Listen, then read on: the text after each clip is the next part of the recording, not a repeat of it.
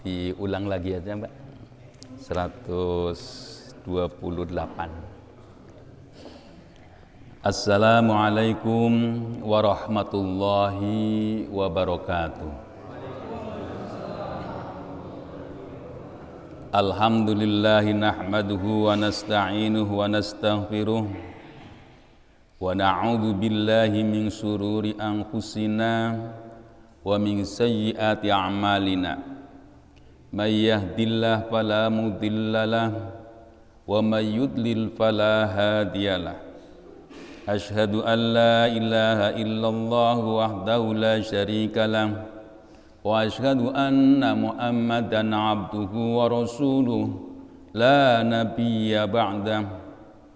Allahumma salli wa sallim ala sayyidina wa maulana Muhammad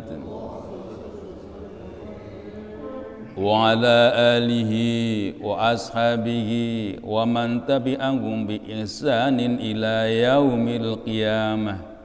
Qala Allah ta'ala fi kitabihil karim, a'udzu billahi minasy syaithanir rajim. Bismillahirrahmanirrahim. Wal 'ashri innal insana lafi khusrin illa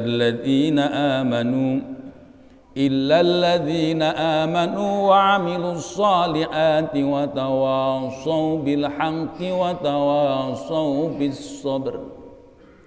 Yang saya hormati para sepuh di lingkungan Masjid At-Taubah, yang saya hormati Bapak Amri selaku Ketua DKM dan jajarannya, yang saya hormati Bapak Khotib selaku imam tetap dan sebagai tokoh masyarakat.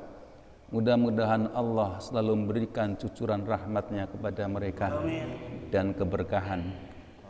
Tidak lupa hadirin jamaah Masjid At-Taubah, bapak-bapak yang ada di masjid dan bapak ibu yang ada di rumah, yang senantiasa menyimak bacaan ayat-ayat suci Al-Quran di setiap pagi Ahad. Mari kita panjatkan puji syukur kehadirat Allah Subhanahu wa Ta'ala yang telah melimpahkan berbagai macam bentuk kenikmatan, baik nikmat zahir maupun nikmat batin, terutama nikmat iman dan Islam.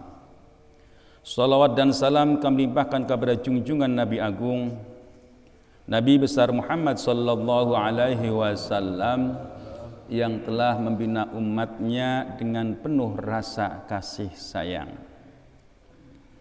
Ini saya tidak bosan-bosannya untuk mengingatkan bahwa sholat berjamaah disertai dengan 2 rakaat qobliyah subuh itu pahalanya luar biasa ya Pak ya. Di sana itu disebutkan pahalanya itu melebihi daripada isi dunia ya. Isi dunia antara langit dan bumi seisinya itu pahalanya. Karena apa? Dan dinyatakan di sana wa Qur'anal fajri kana masyhuda. Dibacakannya ayat-ayat Al-Quran di waktu fajar itu disaksikan oleh para malaikat. Ada beberapa tafsir yang menyatakan yaitu menjelang fajar. Ada yang menyatakan demikian. Ada juga yang menyatakan Quran al-Fajri, yaitu ayat-ayat Al-Quran yang dibacakan ketika waktu subuh. Waktu subuhnya pun itu yang berhimpitan dengan berbarengan, berdekatan dengan fajar sodik keluar. Jadi makanya para alim ulama itu melihat rujukan hadisnya, setiap sholat qobliyah subuh itu waktunya pendek. Dan Nabi sendiri ketika sholat qobliyah subuh itu membaca Al-Fatihah terus surah yang paling pendek. Maksudnya biar cepat waktu sholat itu berhimpitan dengan terbitnya fajar sodik.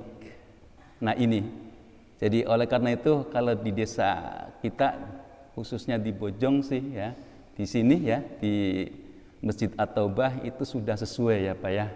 Jadi tidak terlalu lama kalau waktu subuh. Ini kadang-kadang di tempat lain ada, disertai dengan puji-pujian sampai setengah jam sendiri. Ya kalau waktu subuh jam 5 kurang seperempat, udah jam 5 seperempat, waktunya hampir habis. Ini yang kadang-kadang orang itu hanya mengkhususkan imamnya satu imam. Ya kalau di sini kan ada Pak Khotib, ada Pak RW gitu kan ya. Alhamdulillah dinamis. Jadi tidak harus kepada satu orang. Mana yang sudah berhak, yang sudah pantas untuk menjadi imam, ya majulah, nggak usah ditunggu-tunggu. Nah inilah yang akan memperoleh wa Qur'anal fajri kana masyhuda. Oleh karena itu ketika subuh sebaiknya jangan membaca surat yang super pendek, jangan ya. Jadi waktu subuh bacanya kul. Tahu kul Pak? Kuliah, kulhu, kul falak, kul nas gitu ya. Ya jangan itulah. Kalau waktu subuh yang wasatan lah setidaknya, yang ke atas ya sudah apa itu as-sams, al-lail, al-fajr gitu ya. Itu yang dianjurkan. Jadi disitulah diabadikan oleh Allah bacaannya. Nah ini penting. Yuk kita teruskan kaji kita, yaitu yang sebenarnya kemarin sudah dibaca tapi penjelasannya itu belum dijelaskan, yaitu surah Asy-Syu'ara ayat ke-128 Pak. Kemarin baru sampai 127. Seperti biasa kita ulangi. A'udzu billahi minasy syaithanir rajim.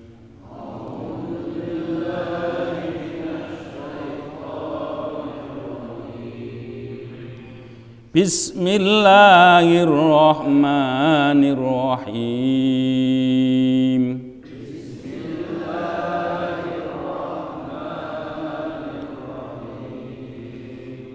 Atabnuna bikulli ri'in ayatan ta'basun. Atabnuna bikulli ri'in ayatan ta'basun. Wa tattakhiduna masani'a la'allakum takhludun.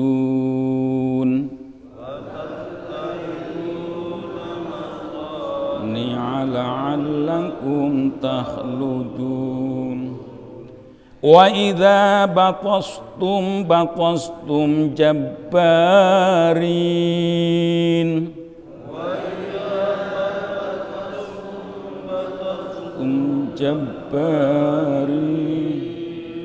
Fattaqullaha wa ati'un.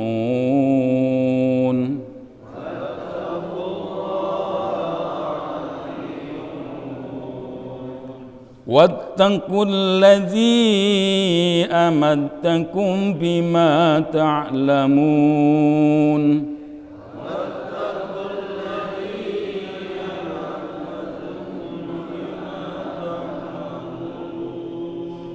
Amadtakum bi an'ami wa banin.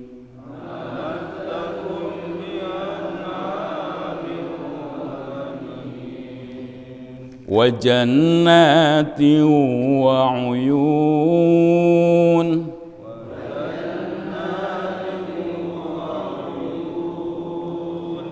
Inni akhafu alaikum azaba yaumin azim.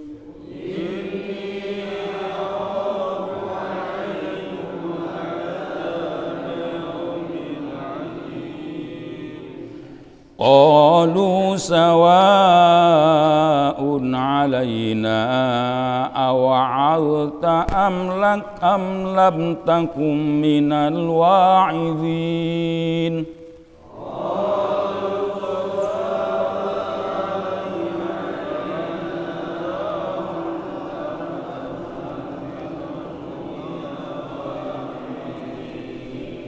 In hadza illa khuluqul awwalin.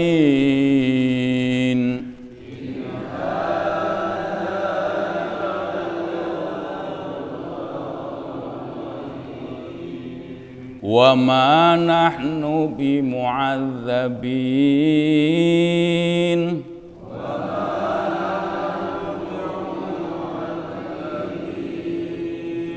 Wa kadzdzabuhu fa aghlaqnahum.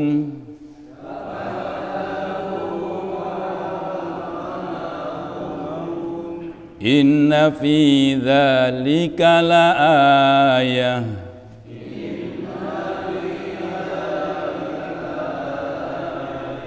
Wa ma kana aktsaruhum mu'minin.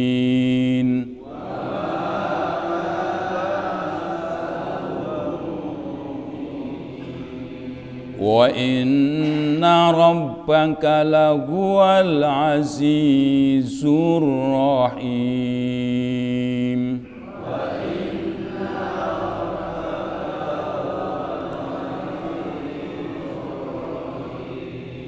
Sadaqallahul azim.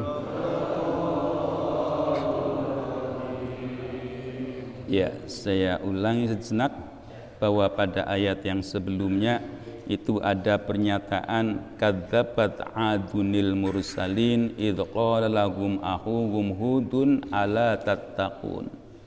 Jadi kita ini disuruh beriman kepada utusan Allah, yaitu para rasul. Kalau jumlah para nabi itu ada di dalam riwayatan sampai 124.000 para nabi. Nah ini banyak ya Pak ya. Kalau utusan itu ada 314. Jadi nabi dan rasul itu berbeda. Kalau rasul itu pasti nabi, kalau nabi belum tentu rasul. Kalau rasul itu mempunyai ajaran pokok, kalau nabi itu mengikuti rasulnya. Contohnya yaitu Nabi Musa dengan Nabi Harun. Sebelum Nabi Harun menjadi seorang utusan. Nah di sana Nabi Harun itu mengikuti ajaran Nabi Musa. Nah itu seperti itu. Ya jadi para nabi, para rasul mempunyai amanah. Berarti tabligh, menyampaikan juga ya. Ini yang kadang-kadang ada perbedaan kalau nabi untuk diri sendiri. Nah, di mana sifat para nabi yang 4 itu? Tablighnya, amanahnya. Nah, ini yang kadang-kadang orang itu ya saya nggak tahu itu definisinya mungkin dari dulu-dulunya seperti itu ya, bilangnya nabi untuk diri sendiri aja. Jadi kalau begitu nabi tidak ada sifat tablighnya gitu ya kalau begitu, padahal nabi dan rasul itu juga mempunyai sifat tabligh ya, yaitulah yang perlu kita luruskan. Sedangkan para rasul yang diwajibkan bagi umat Islam itu ada 25. Jadi kalau para nabi tidak menutup kemungkinan, ini bukan saya bilang di Jawa itu pernah ada nabi, tidak menutup kemungkinan itu ada utusan yang Allah berikan untuk membina umat manusia agar pada jalan yang benar. Nah itu ya, jadi di sana dinyatakan likulli ummatin rasul, bahwa setiap umat, setiap kelompok, setiap perkumpulan itu ada seorang utusan, yaitu nabi. Namun tidak tercatat. Bisa jadi ada. Ya itulah apa itu nabi. Nabi itu ada di mana-mana. Karena itulah bukti Rahman Rahimnya Allah. Karena kalau orang itu tidak ada yang membina, maka di sana dia akan tersesat.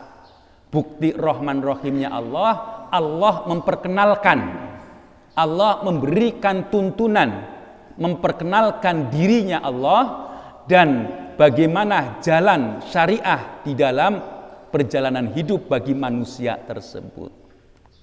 Ya, jadi kita sebagai seorang beriman, sebagai seorang muslim, di sana itu ada termasuk rukun iman, yaitu percaya kepada adanya para rasul.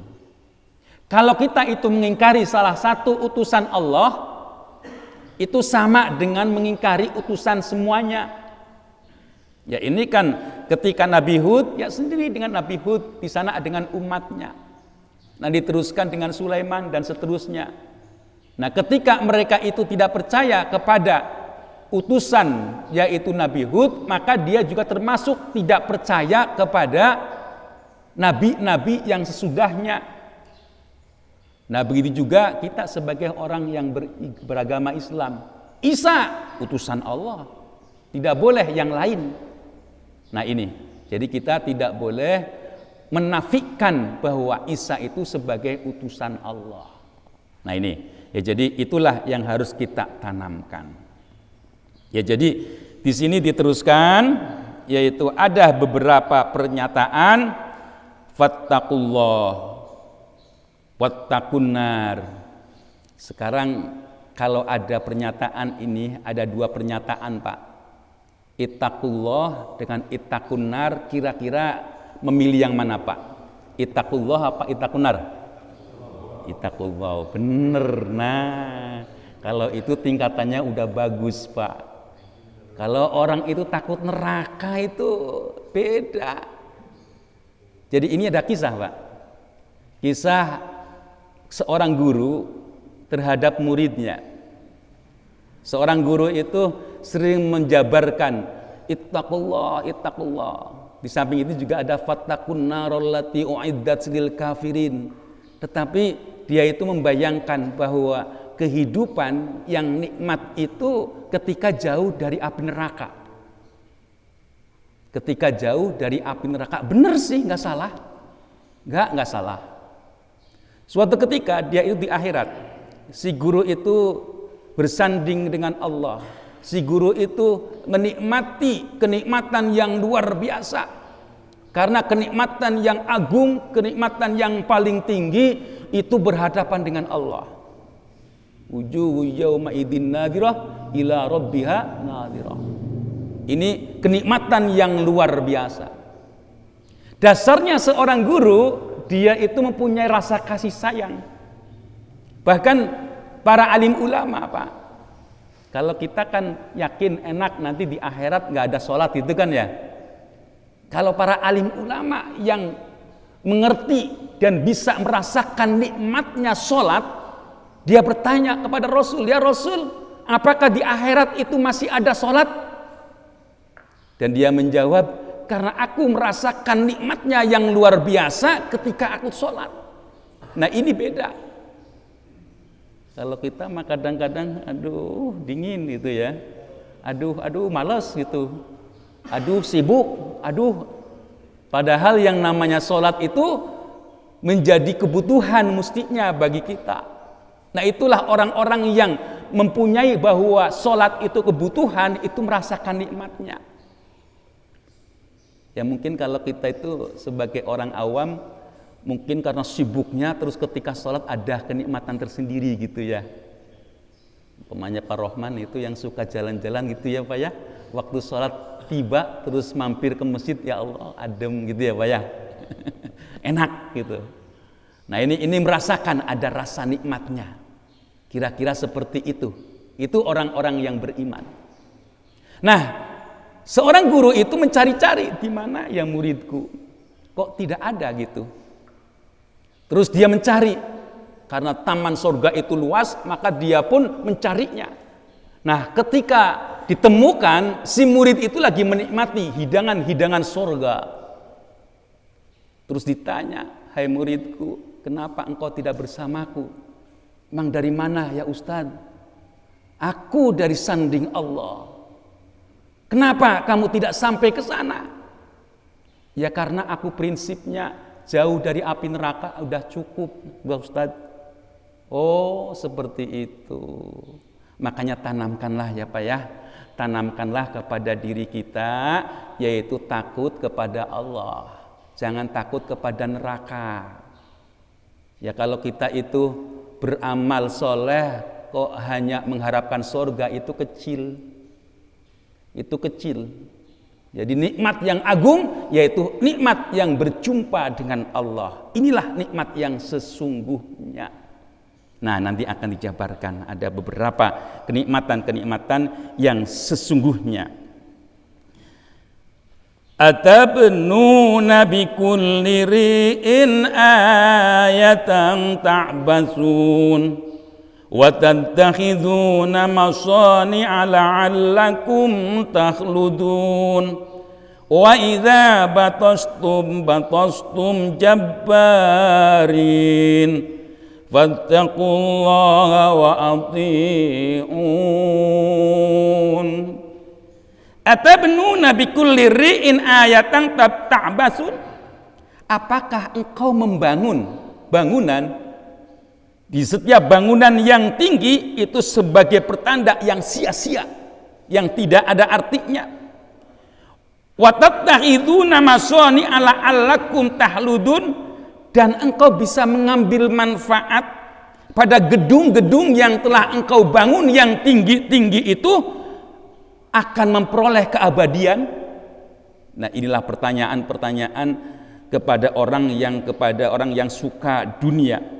Wa idza batastum jabbarin, ketika engkau menyiksa itu dengan siksaan yang pedih, dengan aniaya yang menakutkan. Fattaqullah, maka bertakwalah, takutlah kepada Allah, wa ati'un, dan ikutilah aku. Nah, inilah pesannya. Takutlah kepada Allah, wa ati'un, dan taatlah kepadaku. Karena nanti ada beberapa pernyataan. Kalau ini kan yang dimaksud yaitu Nabi Hud. Nurutlah kepadaku, kata Nabi Hud. Kan nanti ada beberapa penjelasan. Waman ata'ani faqad ata'allah, waman asani faqad asallah, gitu kan ya. Jadi di sana dijelaskan dalam hadis, siapa yang taat kepadaku, kepada Rasul, maka dia sungguhnya taat kepada Allah. Dan siapa yang berbuat maksiat kepada Rasul, maka sesungguhnya dia itu bermaksiat kepada Allah. Ya, jadi di sini ada beberapa pernyataan-pernyataan yang mempertanyakan kepada kaumnya Nabi Hud. Jadi kaumnya Nabi Hud itu sudah bisa membangun bangunan yang tinggi, yang menjulang, Pak. Jadi jangan dikira ya Pak ya, bangunan-bangunan itu hanya zaman sekarang yang menjulang tinggi. Ini beberapa periwayatan itu ada yang menyatakan di hari akhir nanti, yaitu ketika bangunan masjid itu lebih rendah daripada bangunan-bangunan rumah. Ya. Jadi rumah-rumah itu lebih megah daripada masjid. Ini artinya apa? Orang itu betah di rumah, tidak betah di masjid, tidak mau melangkahkan kakinya ke masjid, dia lebih suka berada di rumah. Ya, ini pertanda hari kiamat. Ya, ini kan sebenarnya pernyataan Nabi itu kalau kita laksanakan itu akan memperoleh kejayaan umat Islam, sunnah Rasul itu. Kalau kita itu mau mengikuti sunnah Rasul. Bukti dengan Rasul menegakkan ajarannya, maka kejayaan itu diraih. Itu bukti. Dan nanti berikutnya pengikut-pengikutnya yang menegakkan ajarannya, maka mereka pun memperoleh kejayaannya. Itu kalau kita itu benar-benar mau melaksanakan ajaran Islam, pasti akan memperoleh kejayaan. Ya, jadi di sini ada pertanyaan, yaitu atabnuna bikulli ri'in ayatan ta'basun. Jadi mereka itu membangun bangunan. Kalau tadi ada yang menyatakan bangunan seperti zaman sekarang menjulang tinggi, ada juga yang menyatakan bangunan itu berada di gunung-gunung. Jadi gunung itu dipahat terus dibentuk rumah. Itu zaman dahulu itu seperti itu. Sampai yang puncak, kalau orang itu mempunyai rumah yang paling tinggi, itu menjadi kebanggaan. Dia bisa membangun rumah yang paling tinggi, dan maksudnya apa? Dia itu sebagai kesombongan. Nanti kan ada orang yang lewat, nanti dia melihatnya, nanti dia dengan membuat pernyataan-pernyataan dengan ucapan-ucapan untuk menghina orang yang berjalan. Nah, itu ada bangunan-bangunan zaman dahulu itu berada di gunung-gunung, di pahat, Pak. Terus sebagai tempat tinggalnya. Dan tidak hanya itu. Ya, kalau zaman sekarang juga sudah banyak, Pak. Orang itu punya rumah bukan sekedar untuk nginep, bukan sekedar untuk istirahat, bukan sekedar untuk ngaup dari terpaan hujan, tetapi mereka itu membangun rumah tinggi-tinggi tetapi sebagai kesombongan. Ini juga banyak orang yang membangun rumah tetapi untuk kesombongan. Banyak kan ya, Pak ya? Banyak banget itu ya. Punya rumah, dia nggak ada di situ, yang jaga siapa? Yang jaga pembantu. Kalau enggak, yang gonggong Pak ya, hok hok hok hok. Itu. Jadi dijadikan rumah itu sebagai kebanggaan, kesombongan, bukan untuk niat ibadah. Kalau orang itu niat ibadah, ya sudahlah, untuk bisa tidur, untuk bisa beribadah, baik itu bergaul dengan istrinya ataupun dengan keluarganya. Itu yang seperti itu. Nah, inilah yang menjadikan orang itu yang kaya raya gitu ya Pak ya, yang miskin jeprat gitu. Nah, ini yang menjadikan dunia itu tidak seimbang. Jadi mereka membangun rumah yang bertingkat-tingkat hanya untuk kesombongan. Ya bayangkan Pak, kalau orang itu kan punya anak, punya istri berapa? Mungkin cukup satu kamar satu orang umpamanya, itu yang paling banyak begitu ya. Nah, itu kan paling berapa kamar? Tidak cukup. Dia itu beberapa kamar saja, pelatarannya yang luas gitu ya. Nah, ini kan berarti memakan hak orang lain. Tidak merasa bahwa itu mengambil hak orang lain. Nah, inilah di zaman sekarang juga terbukti. Orang itu berbangga-banggaan dengan rumah yang megah, dengan kebun yang luas, dengan berbagai macam-macam kesombongan. Nah, inilah saya kira sejarah itu akan berubah, akan terus berjalan. Itu sebenarnya sudah terjadi zaman dahulu. Ya, cuma nuansanya saja yang berbeda. Hakikatnya sama. Kesombongan itu ya seperti itu. Nah, ini oleh karena itu dipertanyakan, kenapa kalian itu seperti itu, membangun rumah bukan untuk mengaup, untuk tinggal, untuk beribadah, tetapi untuk megah-megahan. Mengira apa? Mengira dengan bangunan yang dia miliki dia akan abadi. Padahal kan enggak ya. Ini zaman sekarang dengan adanya Covid itu suatu bukti bahwa kekuasaan Allah itu kapan saja mengambil nyawa orang itu tidak bisa diduga-duga. Sudah diperiksa oleh dokter, oh iya kamu sudah sehat, boleh pulang. 2 hari di rumah meninggal ya Pak ya. Nah, ini bahwa itu adalah kekuasaan Allah. Kita ini dengan adanya banyak orang yang meninggal, udahlah pasrah sajalah. Udahlah kita mah pasrah.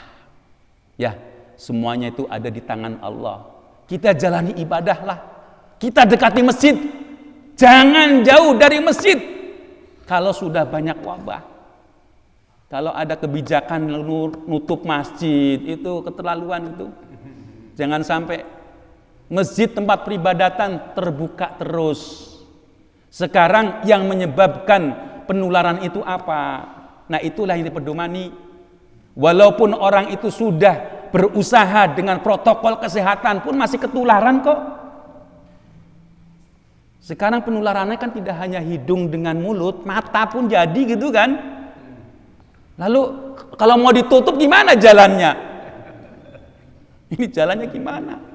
Nah iya, ya sudahlah. itulah keadaan seperti itu, kita jalani protokol kesehatan, ibadah jalan terus. Menghamba kepada Allah itu suatu keharusan. Kita akan menjadi tenang.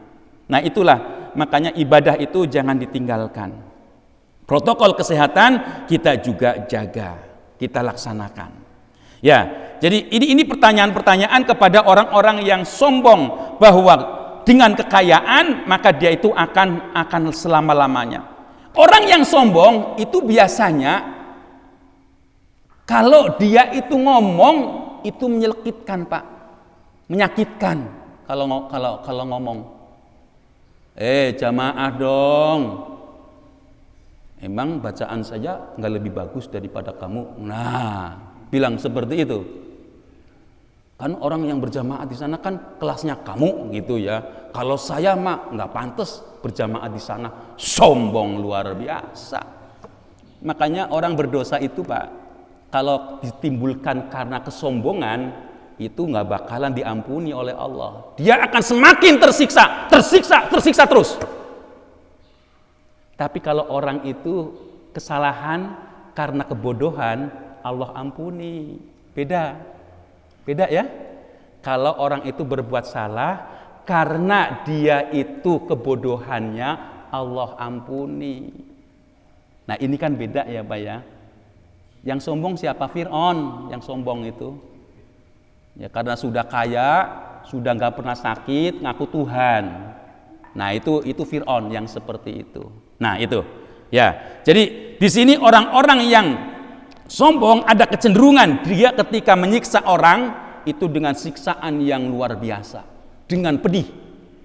Dia mempunyai kekuasaan, dengan kekuasaannya, dengan sekejam-kejamnya, agar lawan-lawannya itu tidak bisa berkutik dan seterusnya.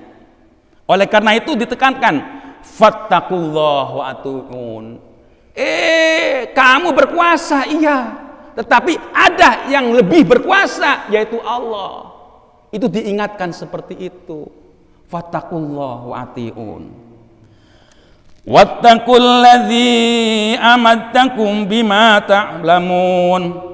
Amaddakum bi an'amin wa banin. Wa jannati wa uyun. Inni akhafu alaikum azaba yaumin azim.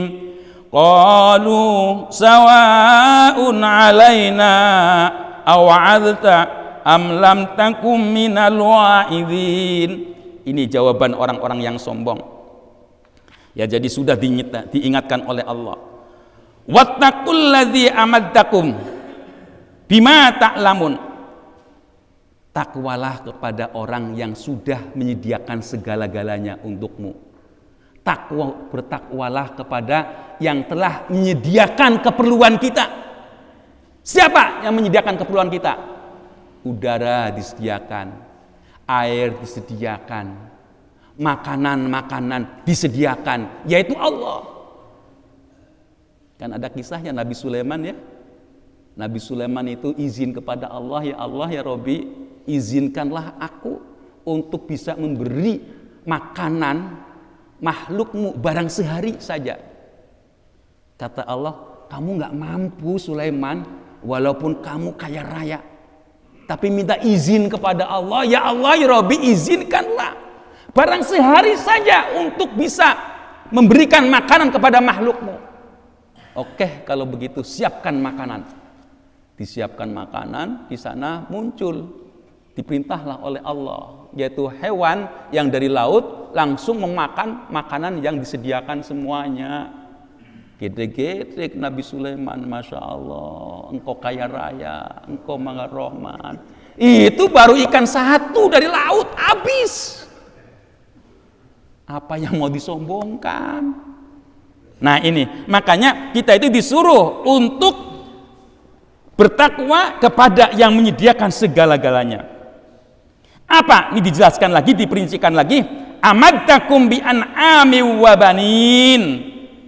Yaitu yang telah memberikan kepada kalian hewan-hewan dan anak-anak. Jadi hewan-hewan yang Allah berikan kepada kita Dari yang besar yaitu unta, sapi, kerbau, kambing. Nah, di sana disuruh untuk ibadah. Nah, kemarin kita sudah laksanakan. Fasholli lirabbika wanhar, itu kan ya. Salatlah kalian dan berkurban. Bukan karena siapa-siapa, tapi disuruh karena Allah. Kalau bukan karena siapa-siapa itu kurbannya itu diserahkan kepada panitia, Pak. Diserahkan kepada panitia. Nih kurbanku, tolong berikan hak saya. Udah tahu, di sini juga udah tahu haknya diberikan kepada yang berkurban, juga dikasih. Nah di sini kelihatan siarnya, ya. Jadi jangan bosan-bosan. Selagi kita punya rizki, sudah diperintahkan oleh Allah, yaitu di sini disuruh untuk beribadah. Makanya di sini amadtakum bi an'ami wa banin, yang telah Allah berikan kepada kalian berupa hewan. Ya, hewan inilah yang menjadi bukti. Ya, dengan bukti. Anak juga ternyata itu pemberian Allah, Pak. Makanya anak itu kan banyak bentuknya ya, Pak ya. Ada qurratul ayun, yang ketika dilihat, ya Allah ya Rabbi, anakku sholat, bangun langsung sholat. Nah itu menyentuh hati. Alhamdulillah anakku bisa sholat, anakku mau melaksanakan sholat, anakku mau belajar. Ini nggak apa-apa ya Pak sampai siang.